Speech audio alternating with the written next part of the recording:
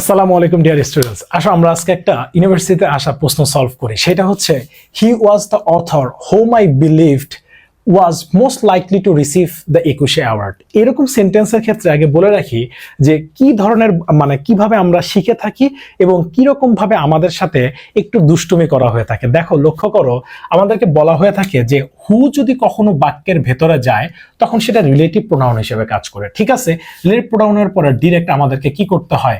Verb ব্যবহার করতে হয়। কি করতে হয়? ভার্ব।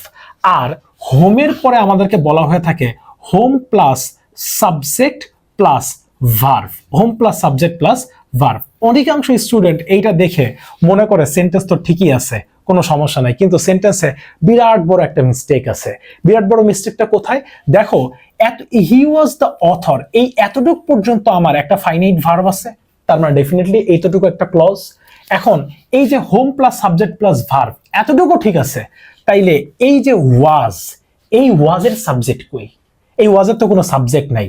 তার মানে এইখানে এই এতটুকু অংশ যে দিছে, এই এতটুকু অংশ দিছে তোমাকে বিভ্রান্ত করার জন্য।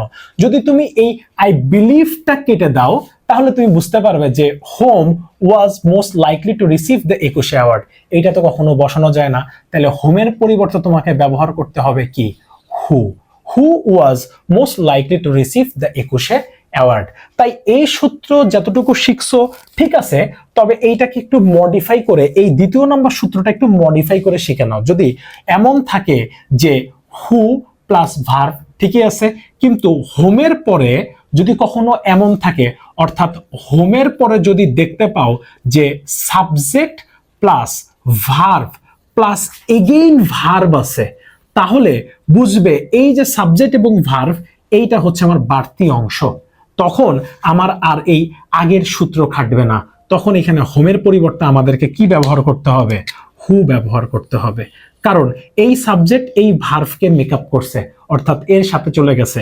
তাইলে হু এর জন্য ভার্ব এখানে বসে আছে, অর্থাৎ এইখানে একটা শুভঙ্করের ফাঁকি দেওয়া আছে।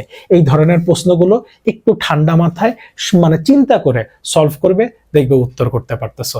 সো দেখা হচ্ছে নতুন কোনো ভিডিও নিয়ে। ততক্ষণ ভালো থাকো। আসসালামু আলাইকুম।